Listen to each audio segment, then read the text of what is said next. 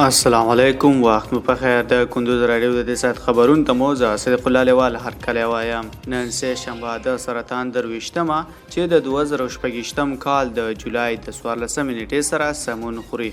په پیل کې هم د مهمو خبرونو سره ټکی. په کندوز کې د شپږ نوو مخابراتي سایټونو د جوړېدو لپاره وروستۍ سروې بشپړه شوه. په تخار کې مور او زوی له وکلن بند وروسته ژوندي وژغورل شول. په بلخ کې د $1 میلیون په لګښت د نفتي توکو د کیفیت پرمختللی لابراتوار فعال شو. او ایران د امریکا وروستي بریدونه وغندل او واشنگټن یې د نړیوالو اصولو او تفاهمنامې په نقص تورن کړ.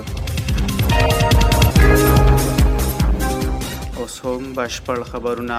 په کندوز کې د شپږ نوو مخابراتي سایټونو د جوړېدو لپاره وروستۍ سروې بشپړه شوه. د کندوز ولایت د مخابراتو او معلوماتي ټکنالوژۍ د ریاست په نوښت د خصوصي مخابراتي شبکې د شپږ نوو مخابراتي سایټونو وروستۍ سروې بشپړه شوه او ټاکل شوې چې د دغو سایټونو د جوړولو چارې په نږدې راتلونکي کې پیل شي. یاد سایټونه به د قلعه زال، خان آباد، پلتپې، اقتاش او د شتیارچي ولسوالیو په بېلابېلو سیمو کې جوړ شي چې په بشپړېدو سره به زرګونه کورنۍ د باکیفیته مخابراتي او انټرنیټي خدمتونو تر پوښښ لاندې راشي او په ولایت کې به د مخابراتي خدمتونو د پراختیا او د خلکو د اړیکو د ښه والي لپاره مهم ګام ثابت شي.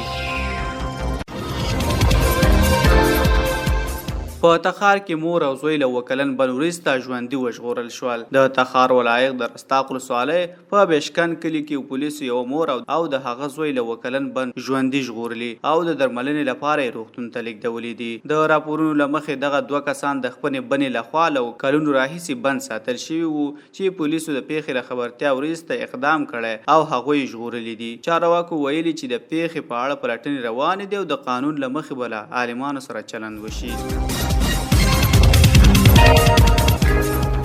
په بلخ کې د $1 میلیون په لګښت د نفتي توکو د کیفیت پرمختللی لابراتوار فعال شو. په بلخ ولایت د خصوصي سکتور له لوري د شاوخوا $1 میلیون په لګښت د نفتي توکو د کیفیت ارزونې یو پرمختللی لابراتوار جوړ او فعال شوی دی. د مسؤلینو په وینا دغه مرکز به 30 پرمختللو وسایلو سمبال دی او د نړیوالو معیارونو له مخې د بېلابېلو نفتي توکو کیفیت ارزوي.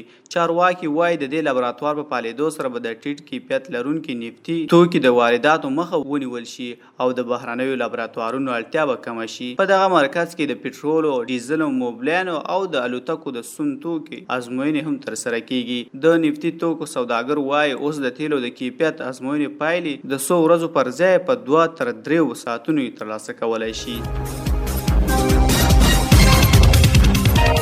او وروستی خبر دا ایران د امریکا وروستي بریدونه وغندل او واشنگټن یې د نړیوالو اصولو او تفاهمنامې په نقص تورن کړ. د ایران د بهرنیو چارو وزارت د امریکا وروستي بریدونه غندلي او واشنگټن یې د اسلام آباد د تفاهمنامې له ټولو برخو په نقص تورن کړی دی. دغه وزارت ویلي د امریکا بریدونه د ملګرو ملتونو د منشور له بنسټیزو اصولو سره په ټکر کې دي او د سیمې د کړکېچ د کمولو وروستۍ هڅې بې اغېزه کړي دي. تهران همداراز امریکا په ایران د بریدونو له امله د جنگي جرمونو په ترسره کولو تورنه کړې ده.